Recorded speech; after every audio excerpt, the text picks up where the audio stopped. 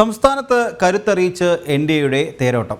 നേമം നിയോജക മണ്ഡലത്തിൽ താമര വിരിഞ്ഞ ശേഷം ലോക്സഭാ തെരഞ്ഞെടുപ്പിൽ കേരളത്തിൽ ആദ്യ താമര വിരിഞ്ഞതോടെ എൻ.ഡി.എയുടെ ആത്മവിശ്വാസം വർദ്ധിച്ചു.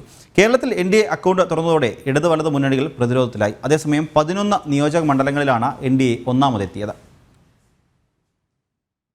2011 ഒ രാജഗോപാലന് ലഭിച്ച 43,663 വോട്ടിൽ നിന്ന് 2016 എത്തുമ്പോഴേക്കും 67,813 വോട്ട് നേടിയാണ് ഇവിടെ താമര വിരിയിച്ചത്. വെറും 6.06% വോട്ട് വിഹിതം 2016 ആവുമ്പോഴേക്കും 3 ഇരട്ടിയായി BJP കേരളത്തിൽ വർദ്ധിപ്പിച്ചു. ഇതിനുശേഷം നടന്ന തെരഞ്ഞെടുപ്പിൽ നിയമസഭാ ലോക്സഭാ തെരഞ്ഞെടുപ്പുകളിലും വലിയ തോതിൽ വോട്ട് വർദ്ധിപ്പിക്കാൻ കേരളത്തിൽ എൻ.ഡി.എക്ക് കഴിഞ്ഞു. വർഷങ്ങളുടെ കാത്തിരിപ്പിനൊടുവിൽ നേമത്തെ നിയമസഭാ വിജയത്തിന് ശേഷം കേരളത്തിൽ വീണ്ടും അക്കൗണ്ട് തുറന്നിരിക്കുകയാണ് ലോക്സഭാ തെരഞ്ഞെടുപ്പിലൂടെ BJP. ലോക്സഭയിലേക്ക് ആദ്യമായി BJPക്ക് കേരളത്തിൽ നിന്ന് ഒരു MP, അതും A+ മണ്ഡലമായി കണക്കാക്കിയ തൃശൂരിൽ നിന്ന്. ഭൂരിപക്ഷം 75,000-ന് മുകളിൽ. തൃശൂരിലെ ഒരു നിയമസഭാ മണ്ഡലം ഒഴികെ മുഴുവനിടത്തും BJP ഒന്നാമതെത്തി.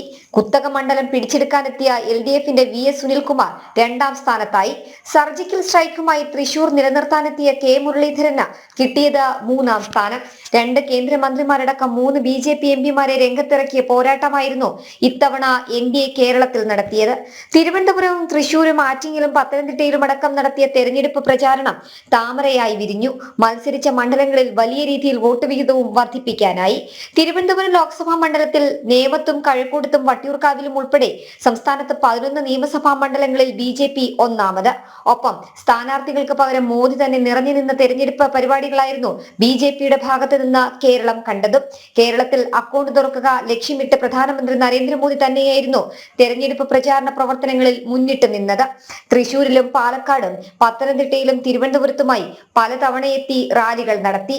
ഇത് ഗുണം ചെയ്തുവെന്നാണ് BJP നേതൃത്വം കണക്കുകൂട്ടുന്നത്. ജനം, തിരുവനന്തപുരം.